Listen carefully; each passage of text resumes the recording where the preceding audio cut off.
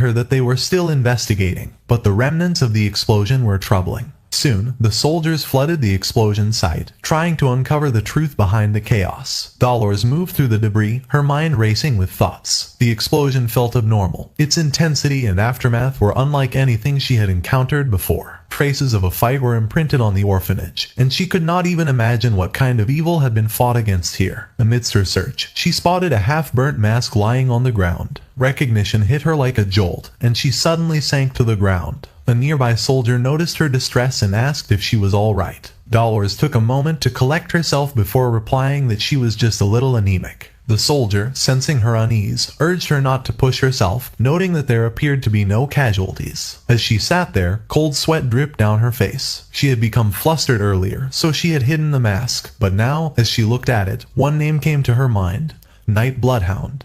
The professor scrutinized Vikir with a sharp gaze, acknowledging that he had been wondering who had written this report, only to realize it was him. According to Vikir's report, Venopians possess an undiscovered second venomous fang. The professor warned him sternly, emphasizing that any fabricated data would lead to a penalty for the entire ice core. Vikir realized he might have made a mistake, as this discovery had yet to be verified. The professor then retrieved a surgical knife, prepared to test whether there truly was a second fang in the creature's abdominal exoskeleton. As the blade sliced through the exoskeleton, to everyone's astonishment, a venomous fang emerged, lunging directly toward the professor. The professor stumbled backward, collapsing in fear. Meanwhile, Vikir calmly held up a book that had intercepted the fang, shielding the professor from harm. In a composed tone, Vikir questioned if that was enough proof. The professor was shocked upon realizing that there truly was a second venomous fang. This discovery, made by a mere student, could shed light on a series of mysterious deaths that had puzzled many. Regaining his composure, he announced that each member of the Ice Corps would receive 1 point. He then instructed Vikir to visit his research lab after class to provide a full account of his findings. Vikir acknowledged the request with a quiet nod. Meanwhile, the whole class began murmuring among themselves, their admiration evident. They used to think only those good at sports were cool, but now it looked like being smart was also cool. Vikir was smart and also good at sports, as he had gone up against Tudor and Sancho. More importantly, his face, which was often hidden behind glasses and hair, was amazing. Meanwhile, Vikir's thoughts drifted to the explosion from the previous day. His arm had been blown off, his skin charred and damaged beyond recognition. But his body soon started to regenerate, and in a moment, it was fully healed.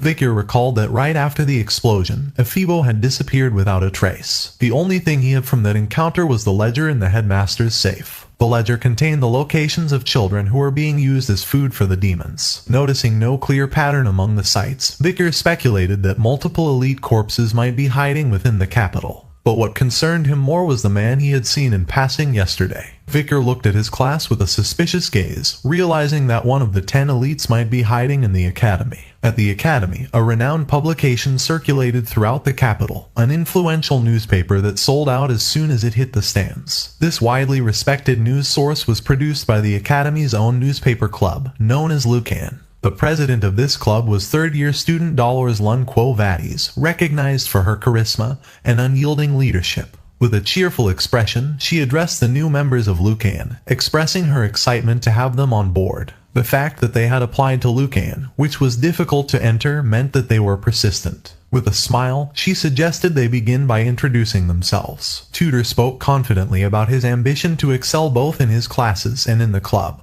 while Sancho admitted he wanted to dispel the assumption of being just a dumb brute by proving his intellect. Sinclair recognized the powerful connection between wealth and information, but valued the latter above all else. Bianca simply stated that she joined for the club's clear sense of purpose. Piggy, modestly, expressed his enthusiasm for gathering and analyzing data, making the newspaper club an ideal fit for him. Vikir plainly stated that club participation was mandatory, so he simply followed Piggy. Internally, he knew that by joining this club, he could easily obtain various information. However, he still felt uncomfortable due to the presence of the Saintess. Dolores, unimpressed by his detached attitude, challenged him, questioning whether someone with so little interest could truly contribute as a Lucan reporter. Just then, a girl from the group stepped forward, holding up a recent issue of the Academy's newspaper. She excitedly pointed to an article featuring Vikir, surprised to see a student of his reputation joining their club. Dolores asked in confusion when this particular report had been published. Anna, the vice president of Lucayan and a third-year student, explained that, having heard about a striking new freshman, she felt compelled to publish the story. Anything less would make her unworthy of being a reporter. She then changed the topic and mentioned that, since the senior members had gone out to collect news, they should start their activities with everyone currently present. The group's topic was a mysterious assailant who had appeared at the dawn of night and burned down an orphanage. Peggy questioned if this was related to yesterday's explosion, to which Anna confirmed that it was indeed connected to that incident. Anna went on to reveal her hypothesis. The person responsible for the arson could be the same individual behind a recent murder in the capital. The most shocking thing was that the majority of the children's bodies at the orphanage had already been identified. Peggy turned to Vikir, asking if he believed a mysterious person was responsible for all this. While skimming through the documents, Vikir quietly considered that the fate of the dead children was the work of a demon, not a human. Anna then encouraged the group to brainstorm a headline for the article that would capture the shock and tragedy of the incident. The members began brainstorming, each trying to convey the gravity and horror of the orphanage event. Suggestions poured in, ranging from the birth of a terrible villain to a monster emerges, causing chaos outside the academy. Bianca felt that none of them were impactful enough, to which Tudor guessed that it was because the villain's name was unknown. For cruel criminals, nicknames like Jack the Ripper or Bluebeard were often given. Bianca agreed with his reasoning, and Tudor proudly suggested the name Death-Size Shadow Master, only to be met with blunt rejection. The brainstorming continued, with ideas ranging from the explosion demon that brings misfortune to orphanage killer, and even Mr. Terrorist. Just then, Dolores, lost in her own thoughts, suddenly muttered a name aloud, the Night Bloodhound. She recalled the mask she had picked up, which unmistakably belonged to the Night Bloodhound. She couldn't figure out why he was there. In her view, the Night Bloodhound had consistently shown kindness and dedication to the slum dwellers, tirelessly treating those afflicted by the Red Death. His devotion and love for the poor people were real. That's why even she believed that, despite stealing the Saintess tear, it was for a great cause. She questioned whether he could truly be responsible for the death of the headmaster and the children at the orphanage. What she saw was accurate, and he wasn't evil. If the Night Bloodhound was a criminal, then she was sure he had his reasons. Just then, someone remarked that Night Bloodhound was a good suggestion. Dolores looked up to see everyone discussing the name with interest. One member observed that it carried a barbaric tone, making it sound fierce and violent, while another noted its dark, ominous quality. Sinclair seized the momentum and suggested they settle on it. Dolores instinctively covered her mouth, realizing she might have let her thoughts slip. Anna quickly picked up on the moment and suggested a headline.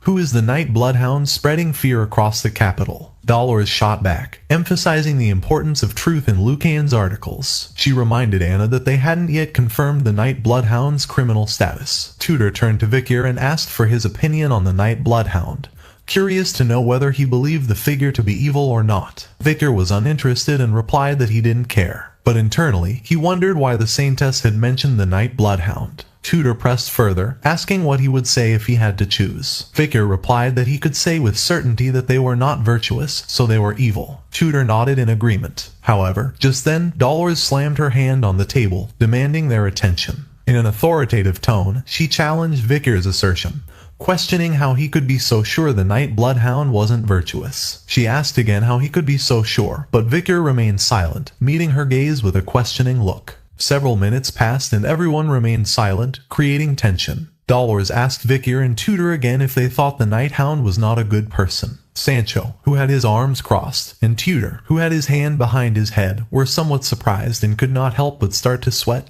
They did not know why she was asking this question. Vikir simply kept calm and stayed silent. Piggy, who was next to him, became somewhat nervous and thought that this was not good. With an angry look, Dolores asked him why he was so sure that the Night Hound was a bad person. She called Vikir's attention, asking him to respond quickly. A drop of sweat began to fall from his cheek. He remained silent without saying a single word. Tudor, who was next to him, started to observe him and with a regretful look realized that he had made a mistake. Several seconds passed, and silence continued to reign. Dolores stood up, placed both hands on the table, and she assumed that he could not respond to that. He had asserted it based solely on testimonies, without any proof. As a journalist, if one said something that was not clear, one should not forget that this was a position in which one could ruin the innocent life of someone. Tudor interrupted, and with a serene look argued that the guards had also testified. The Night Hound had been the one who destroyed the building and killed the director of the orphanage. Upon hearing this, the attention of the Saintess fixed on Tudor. With a serious look she explained that what the Imperial Guard had said was just a speculative statement, without physical evidence yet. Somewhere in the orphanage, which was connected by metal stairs, there was a bunch of hands full of blood. She argued that this incident had taken place in the basement of the orphanage. The mystery of the discovery of ancient corpses of boys and girls still remained unanswered. There were many strange things about that the Night Hound, the assailant, would harm children. Upon hearing this, both Anna, Banka, and Sinclair began to observe her and could not help but be somewhat surprised. Dolores' gaze was filled with firmness and confidence. Although the incident had occurred in an orphanage run by her family, no one knew why she remained neutral. She turned her head towards Anna and with a serious look explained that she needed to review the article little by little so that it was as objective and impartial as possible. Anna, who was somewhat nervous, reached out to one side and assumed that if that was the case, then there was nothing more they could write. Dolores replied that it wasn't too late to publish a critical article when the reason why the Night Hound did what he did became clear. With a lost look, she started looking at the ground and began to think about the Night Hound. Several seconds later, her face filled with a smile. If the Night Hound was truly evil, then they were going to criticize him very harshly. Vikir, who was sitting next to her, started to look down and fell silent. Then he raised his head and his gaze fixed on Dolores. At that precise moment, another club member opened the door and interrupted the conversation, calling Dolores' attention. Dolores, who had both arms resting on the table, felt somewhat confused and couldn't help but wonder what was happening. The student approached her and with a calm look explained that Professor Banshee, the club advisor, was calling her. He wanted them to edit the article again to say that the Night Hound would clearly be the bad guy. Dolores put her hand on her face, closed her eyes, and remembered that Guy liked to create problems. She decided to meet with him and talk. Not long after, she left the room and closed the door. Tudor, who was watching the door with a surprised look, mentioned that the club president was very determined. Vikir started looking at the ground and replied that she used to be like that too. Upon hearing this, Tudor looked somewhat confused. Vikir began to remember the Dolores from his past life. She had the same appearance as the Saintess who had led the Holy Knights at the front of the battlefield. While with one hand she was invoking a spell, she extended the other forward and with a determined look, she ordered the Holy Knights to keep pushing the front line harder, since nowadays, religious women were only corrupt. While two knights who were taking a break were talking among themselves, she appeared, clenched her fist, and asked them if they could not save at least one more person during their break. She started to scream and revealed that in her time, if a demon appeared, she would immediately run to crush it. Remembering this, Vikir, who had his eyes closed, couldn't help but smile and feel an inner peace.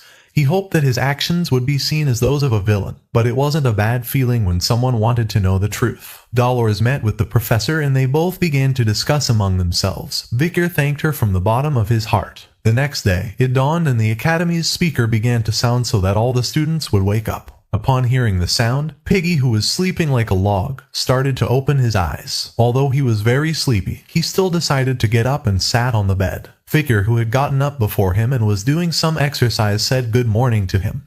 Piggy started to remove the sleep from his eyes and returned good morning to him. In the academy, everyone had to wake up at 6 a.m. When the alarms went off, the students headed to the training area in front of the dormitories. The students arrived at the training area and began to run to warm up. They participated in the exercises, following the instructor who was at the front to wake up, and then started their day with a light run. Once the exercises were finished, everyone took separate paths. Some were going to catch up on their sleep and some were going to take a shower while others were going to go to the cafeteria. After doing this, Piggy was quite tired. While he was walking next to Vikir, he closed his eyes and sighed. He believed that his brain would be more active if he slept during morning exercises. Vikir, who was next to him, explained that moving the body helped keep one's brain active.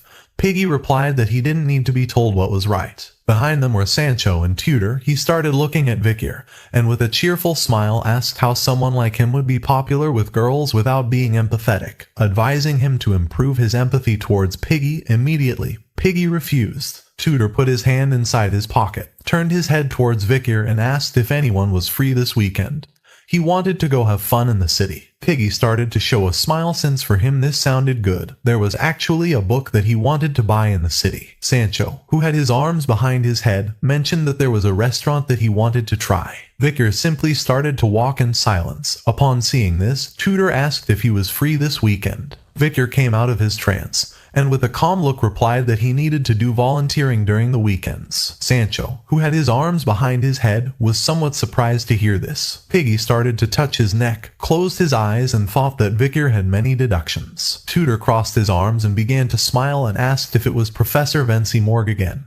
He was messing with Vikir even though Vikir wasn't doing anything. Vikir started to walk, turned his back on them and fell silent. He began to move away from them and told them that they could go to the city without him, leaving them all somewhat confused. They also started to walk and Tutor thought that volunteering sounded fun.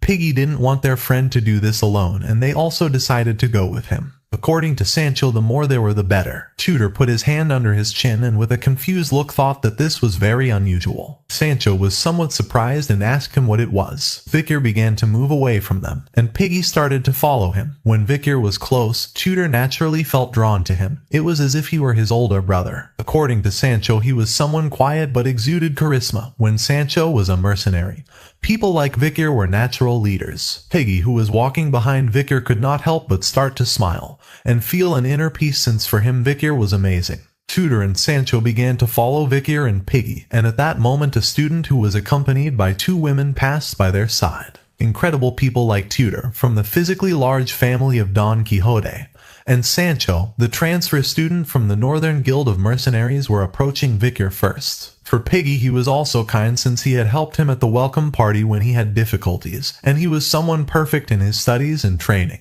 Piggy approached Vikir and couldn't help but start to smile since when he was near him, he could feel that he could do anything. At that moment, Vikir turned his head back and his eyes filled with rage. Upon feeling his gaze, Piggy panicked and couldn't help but start to feel fear. The student, who was accompanied by the two women, began to emit a sinister aura of green color, which started to expand everywhere. Upon feeling this aura, Vikir turned around. With a smile, he began to walk away from them, and Vikir started to stare at him intently. With a calm look, he remembered that Piggy knew the students well, so he asked if he knew anything about this guy. Upon hearing this, Piggy was somewhat surprised. He mentioned that the guy who was in between the two female students was the most handsome student in this school, named Sophomore Bane Kudzak. Vikir started to stare at him with a murderous look and couldn't help but clench his teeth tightly. This guy was exuding the same aura as the 10 elite corpses. No one would have thought they would be so active within society. Bane prepared to turn the corner. Vikir and the others turned around and their gaze fixed on him. Vikir didn't know whether to attack now, but for now he decided not to do it since there were going to be many casualties. He couldn't let the future heroes get hurt. Sancho, Piggy, and Tutor were somewhat surprised and called his attention.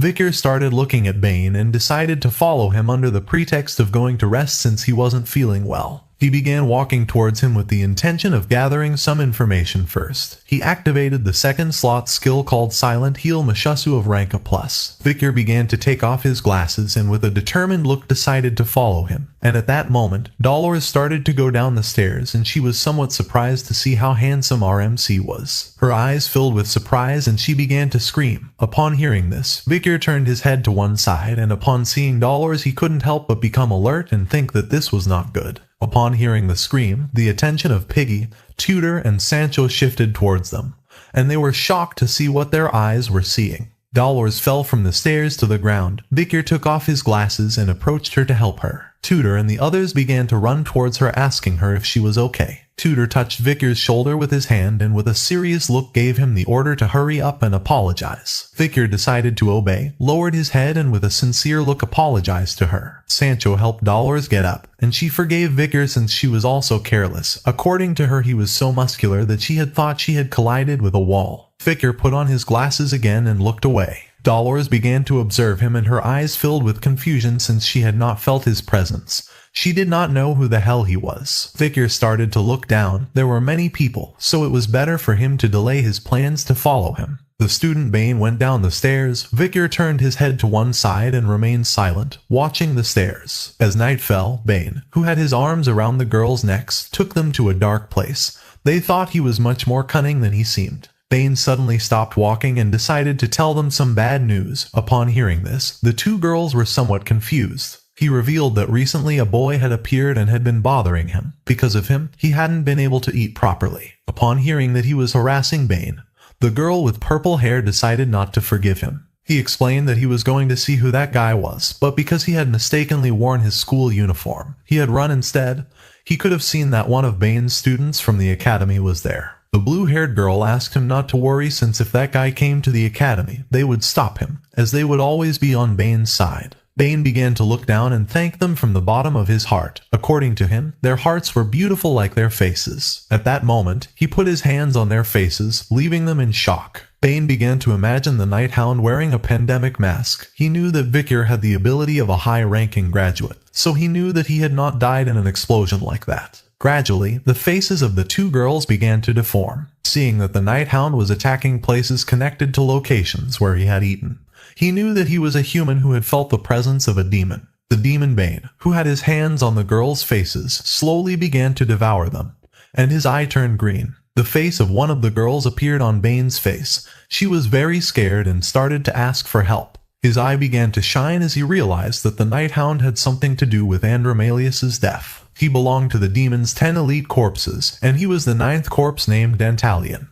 The next day, Vikir returned to the journalism club along with the others, and despite being here, his eyes showed that in reality his mind was thinking about the demon Dantalion, who was disguised as a student named Bane. The news about the incidents that did not cease reached the club. Everyone started to talk among themselves about this topic, and Vikir simply remained silent, lost in his thoughts. Next to our boy were Tudor and Bianca, who had their hands resting on the table where there were a bunch of reports. While they were reading, Anna placed her hands on the table and explained that she had compiled the incidents that occurred inside and outside of the academy. Now that there was a shortage of manpower in the club, she wanted new first-year students to participate in activities to lend a hand.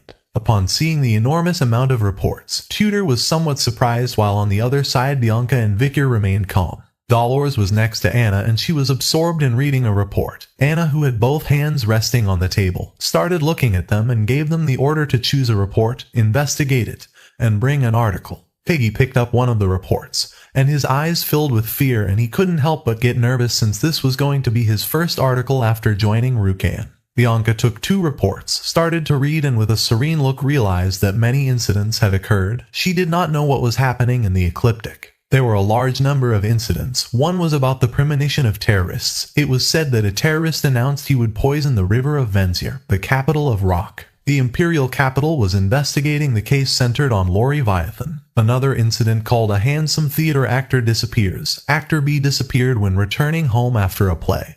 It was very likely that the crime had been committed by a fanatic. Also occurred a strange murder case where the head of the family disappeared without leaving any trace. There was an incident called Don't Ask Questions on the Street. Mr. A, who had injured several people on the street, was sentenced to death. He still complained that he had not committed any crime and that his face had changed. The last but not least was called Rapid Increase in Disappearance Cases. The disappearance cases in Venazir were increasing. It could still not be identified the culprit, and many thought it was the work of the Night Hound. After carefully examining each report, using his hand, Vikir picked up a particular report that caught his attention quite a bit. The title of this report was Case of Disappearance Within the Academy. 3 students from the academy had disappeared. There were many witnesses, since normally the 3 went together, concluding that it had been an escape for love. Upon reading the report, Vikir's eyes filled with rage and he clenched his teeth tightly. On the report was the photograph of student Bane, better known as Dantalion. Vikir was fully aware that this bastard was one of the 10 elite corpses. Several hours later, night fell and the moon emerged, illuminating every corner of the dark city. In some middle-class neighborhood there was a small house. Inside were the husband and wife sleeping peacefully. Suddenly the husband opened his eyes and began to gaze at the ceiling in silence. Several seconds later, while the wife was sleeping like a log, he removed the sheet and quietly sat up. On the upper floor, there was a wooden window and the light from the streetlights outside was coming inside through it. The husband went up to the 2nd floor, sat on the sofa, started looking at the ground and remained thinking in silence. After a while, he lifted his head and his pupils changed completely and turned green just like those of demons. In front of him appeared several masked demons. Among them was Ephibo, a guy who wore a tie, another guy who carried giant scissors as a weapon, and a woman with red hair. The husband began to observe them and asked if they had discovered anything about the plague mask that was following them. Here we are revealed that Afibo is the ninth corpse, Dantalion's subordinate. He began to speak in demonic tongue and started to reveal everything he knew. The woman was named Geronto. She was also the ninth corpse, Dantalion's subordinate. She stayed listening in silence. The guy who carried giant scissors as a weapon was named Heave. He also began to speak in demonic tongue. And finally, the guy wearing a tie was Fido. The husband who was sitting in the chair was the ninth corpse, Dantalion. He put his hand under his chin and concluded that the guy with the plague mask was very careful since they had not seen the mask after that day. He extended his hand and his 4 fingers transformed into the sharp faces of the victims he had devoured. With a serene look, he thought that this could not be avoided and ordered them to expand the scope of work from now on. He pointed his fingers at his subordinates and fired 4 powerful shots, which hit them squarely in the faces. The faces that Dantalion had on his fingers began to merge with the masked demons. He decided it was time to share his faces. In the blink of an eye, the faces of the victims that Dantalion had devoured merged with the demons, who now appeared to be simple humans. Now they could work without having to worry about being discovered. He gave his subordinates the order to go to the areas with more light and find the mask of the pandemic. While Dantalion was explaining this, the door of the room slowly began to open. It was his wife. Upon opening the door, she saw her husband sitting in the chair and the demons, wondering what was happening.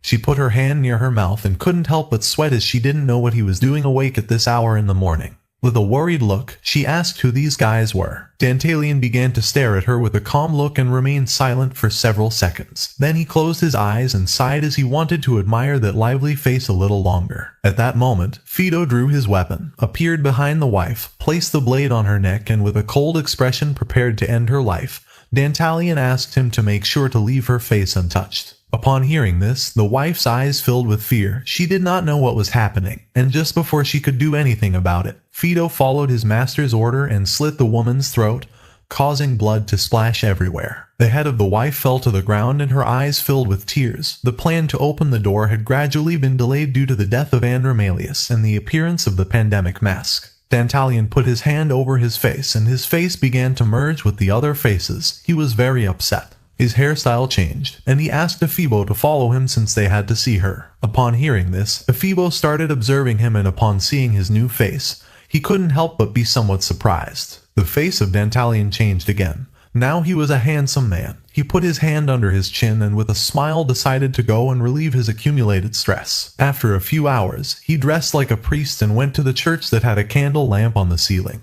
He closed his eyes and began to show a kind smile. At that moment, a woman appeared and asked why he was smiling. Dantalion, who had his hands resting on his abdomen, continued smiling. This woman was none other than Saintess Dolores. He replied that he could not help but smile having the beautiful Saintess standing in front of him. She began to stare at him with a calm look, called Dantalion Sir Quilty, and explained that she had not come to see him to make jokes. He reached out his hand to her and with a smile changed the subject. He was worried because her visits had become scarce lately. She approached him and with a serene look replied that recently there had been many murders and missing persons, so she had been busy covering them. The bastard Dantalion began to pretend, saying that the activities of her academy club had become busy. The world was becoming increasingly brutal. On the outside he started to show a kind smile, but deep down he was happy since he was the one responsible behind those cases. Dolores started to look at him with an insecure gaze and she remained silent. Quilty Lun Indulgentia was the head of the Indulgentia family, the collateral line of the Quo Vadis family.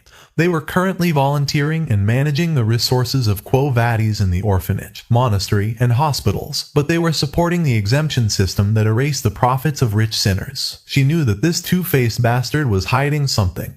He approached her and with a smile asked why she had to talk to him. Dolores began to stare at him and remained thinking in silence. With a serious look she extended her hand to one side and replied that she had come to request that the exemption system be abolished since it was wrong to exempt someone from all sins just because one was rich. He opened his eyes and with a serene look asked what was wrong with this, since the exemption was a policy that had been in the church until now, asking if donating a large sum of money wasn't already sufficient punishment. With a look full of determination she mentioned that sins were something one must expose oneself to God for, and forgiveness was granted once one had received the appropriate punishment. She placed her hand over her chest and with a determined look revealed that the people affected by the exemption could not be saved. Her words left this bastard in shock and speechless. Several seconds later, he closed his mouth and realized that this was getting out of hand. He put his hands on his abdomen, turned his back to her and explained that he was just following the doctrine of the church. According to him, it was better for her to talk to her father, the cardinal. She remained listening in silence, and he asked her to please leave since he had heard that the students from the academy were coming to volunteer today, so there was no need to have a dispute within the Quo Vadis family in front of her juniors. She turned her back to him, looked back with a calm gaze and decided to come back later so they could talk a little more about this. After saying this, she began to head towards the exit of the church. The bastard Dantalian put his hand over his face, and his eyes transformed into those of a demon and he couldn't help but smile. His gaze fixed on our girl as he thought this was beautiful. Some veins appeared on his face, causing him to grit his teeth and start bleeding. He had almost given into his impulse to collect her face, but he couldn't do this yet and needed to hold himself back. He started to imagine her lying on top of some masks filled with blood. The Saintess was the finest product he had discovered in this world.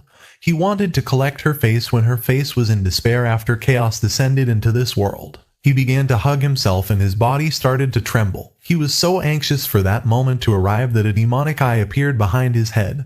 They had to open the door as soon as possible for chaos to descend as soon as possible. After a few hours, someone wearing boots stood up. This was our boy Vikir. He was in front of the entrance of the orphanage. This was the orphanage that Cindy Wendy had found after analyzing the books of Andromalius. It was very likely that it was connected to the 10 elite corpses. This orphanage had the flag of the Quo Vadis family, and if a demon was planted within the Iron Blood family and the Holy Divine family, then it was also very likely that there were demons hidden within other families. After the explosion, Night Bloodhound caught attention, so he wanted to use volunteering as an excuse to slowly investigate the students. While Vikir was distracted, Tutor, Sancho, and Piggy appeared with a cheerful smile. Sancho began to observe Vikir. Tutor and Piggy started to look at the orphanage and were somewhat surprised to see that this was the orphanage where they had come to volunteer. Tutor put his arm over Vikir's neck and said that he was very lucky to have friends who were willing to volunteer with him, to which Vikir responded that he had never asked them to come.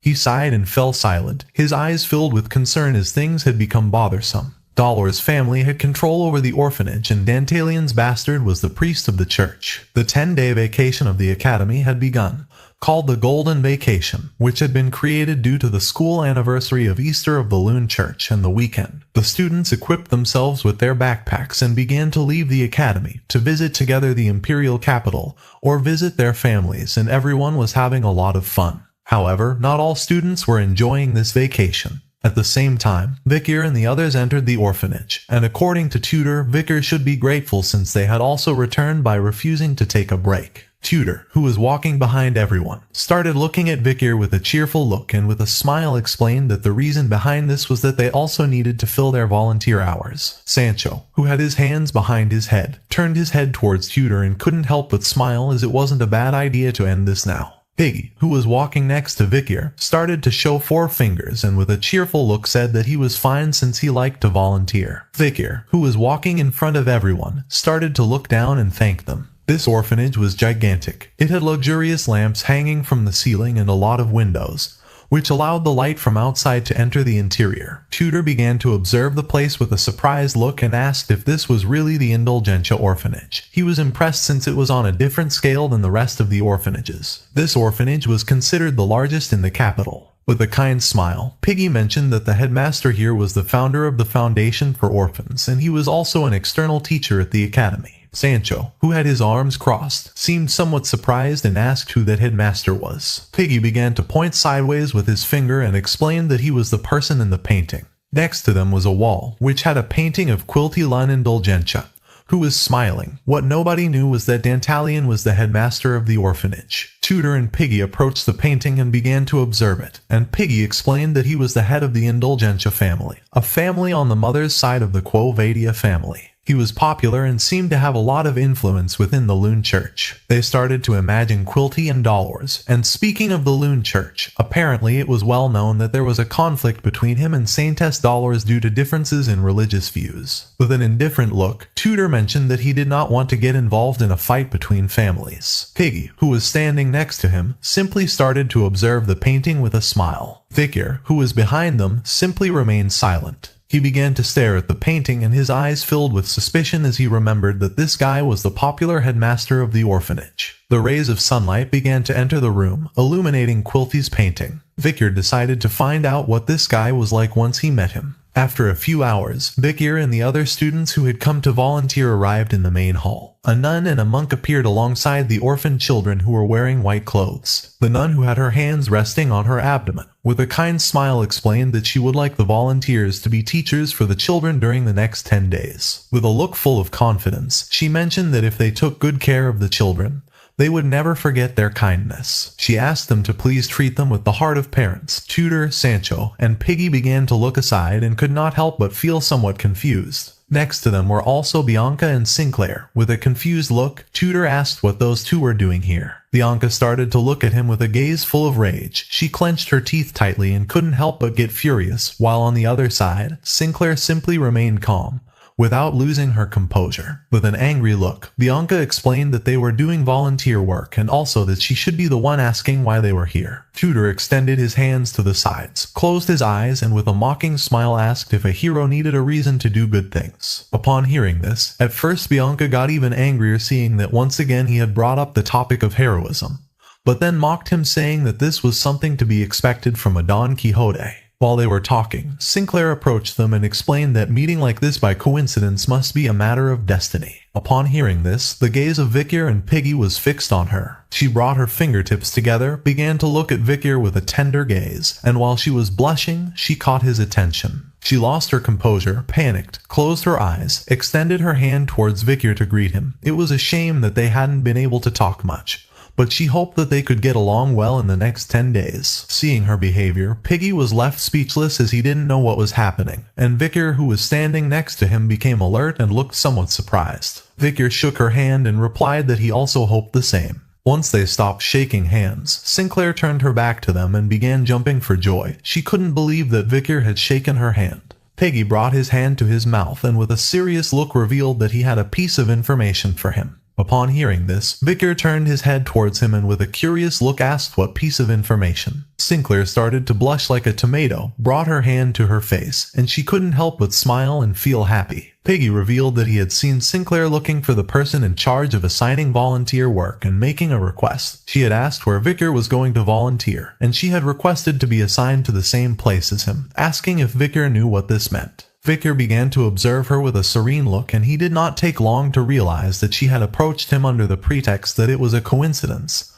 He decided to be careful with her in the future. At that moment, Vikir turned his head to one side as something caught his attention. In the room they were in there were several monks and several nuns. While some were conversing, one of the monks began to go up the stairs. Upon looking with a little attention, Vikir saw that the headmaster was not here. The time for the children to choose their teachers arrived, and all the children, some nervous and others excited, began to run towards Tutor and the others. Tutor picked up a girl and a boy in his arms, who were very excited. Tutor couldn't help but smile, and with a cheerful look, he thought that they were all very social. Two children became friends with Sancho, and he started to carry them on his back. Bianca, who had a somewhat conflictive personality, calmed down and felt at ease seeing the children. With a calm look, she began to stroke the head of a gray-haired boy, thinking that he was very cute. Sinclair also chose two children. She sat on the floor, opened a storybook, and with a smile began to tell them the story, making the children's eyes fill with joy. While on the other side, Vikir, with a penetrating gaze, caught the attention of several children and asked what their names were. Upon feeling Vikir's gaze, the children's eyes filled with tears and fear. Without hesitating for a second, the children ran towards Piggy. He began to pet one of their heads, closed his eyes, and with a forced smile, asked Vikir to try to smile a little. Vikir started observing him with a confused look and remained thinking in silence. He began to imagine the small and cute Pomerian, and with a serene look he remembered that she used to listen to him well, but now for him talking to these children was very difficult. At that moment, a blonde girl ran past him, and upon feeling her presence, Vikir's gaze fixed on her. The girl ran out, approached the door, and using her hand opened it. Vikir turned back, started to observe her, and couldn't help but feel somewhat confused. The girl went outside and leaned her body against a pillar. While the sunlight was coming through the gaps of the pillars, she simply began to look down at the ground and remained silent. Her eyes were filled with sadness, as she could not find a teacher to her liking. While she was distracted, Vikir appeared, crossed his arms, leaned his back against the pillar and mentioned that he felt overwhelmed in places with a lot of people. Upon hearing his voice, the girl couldn't help but go into shock. She didn't know how Vikir had gotten here. With a calm look, Vikir began to look at her and explained that if he wasn't careful, people might think negatively of him, asking why she had left. The girl's eyes filled with worry. She began to observe him and stayed thinking in silence. Without a second of doubt, she looked away, turned her head and closed her eyes. She did not want to talk to Vikir. Vikir, who had his back against the pillar and arms crossed, realized that his plan had not worked. He began to remember what once his friend from the tribe had explained to him. She started moving her cheek using her finger to show a smile, and with a serene look explained that if he asked like that, the child was not going to respond, so he should try asking while smiling. The girl wore a golden pendant with her name. She was called Perry. Vikir